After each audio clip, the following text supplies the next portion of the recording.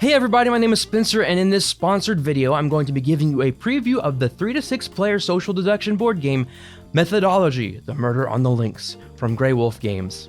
Quick note that the images you see in this video are of an unfinished prototype. The final production is, well, up to you, should you choose to back the Kickstarter project, which I'll put a link to in the description of this video. Before we get started, I want to remind you that the only thing worse than murder is not subscribing to this channel. Hyperbole? Never in a million years. Agatha Christie is, or was, an author back in the day, and many of her mystery novels actually seem like they'd be good material for board games. While there have been a few adaptations, I guarantee you that they are nothing like Methodologie. This game title has a colon, meaning it's got important information. In this case, it indicates that the game is based on one of Agatha Christie's novels, The Murder on the Links, which I was disappointed to find out had really nothing to do with golf. I was surprised to find out that the murderer was none other than, don't worry, I won't spoil it for you, and the game won't spoil anything either. Whether or not you back the game, I recommend you check this story out. It's one of Christie's stories that features the French detective Poirot. Ooh, I have an idea. I'm going to do this preview with a terrible French accent. Do you have to read the book to enjoy the game? Okay, I'm not going to do that. Do you have to read the book to enjoy the game? Look at me, I'm asking myself questions like a weirdo. But no, absolutely not. The game is playable and enjoyable even if you haven't read Murder on the Links or any detective fiction whatsoever. I do think the game is more enjoyable if you've read the book. It's fun to recall moments of the story when you see the elements of the cards and boards. Hey look, it's Madame Dubreuil, however you say it. Oh, there's that pesky pipe. Or, hey fairway bunker, have you seen anything suspicious lately? Speaking of suspicious, let's get into what the gameplay looks like without getting into too much specifics. The ultimate goal is to be able to deduce what cards your opponents have and retain valuable cards for yourself. Players begin the game with 3 cards of the following types: character, location, and object, each of which have various point values. The game begins with the investigation phase, in which players present evidence, interrogate suspects, eliminate leads, and draw conclusions. That was almost Jamaican. Throughout the phase, players' hands will grow smaller and smaller as evidence is eliminated. This phase will repeat several times until the number of cards in hands reach a particular number. Ideally, each player will have one of each type of card, but may have fewer depending on how well they used their little gray cells.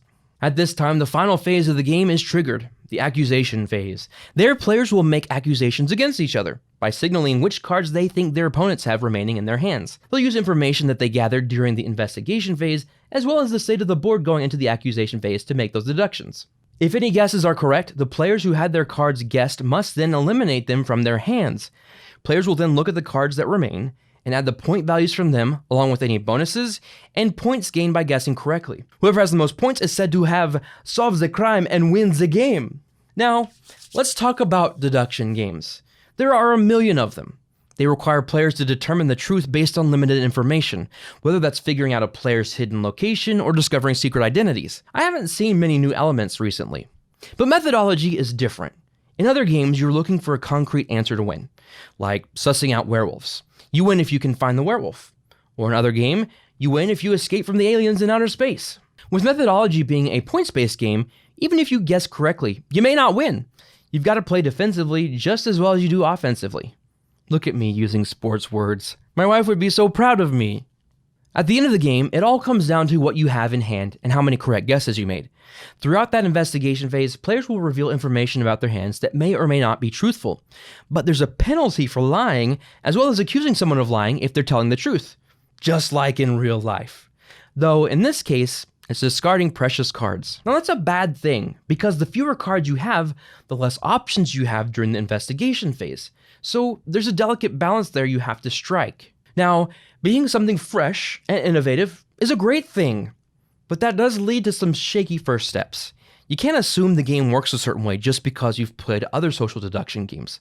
The strategies used in this game are different, and you may not figure out the best way to play until after your first or second or third play of the game. Or fourth, or fifth, if you're a dummy. Just kidding, you're not a dummy, I love you. Now all of that is not a bad thing. It just means Methodologie is deeper than a game such as One Night Ultimate Werewolf. It's also important for me to help you set the correct expectations, so there you go. And with that, your first game may be just a, let's just figure this out kind of game. and so it will take a little longer than usual. But once everyone is familiar with the game, the estimated playing time of 30 minutes is pretty accurate. The suggested age range is 14 and up, and I agree with that. Not because of subject matter or anything, but mainly because of the brain you need to keep up with everything. Now, I would recommend this game to fans of social deduction games. If you like using your little gray cells to solve mysteries, you'll probably enjoy Methodologie. You can add this one to your collection without worrying about if it just copies another game.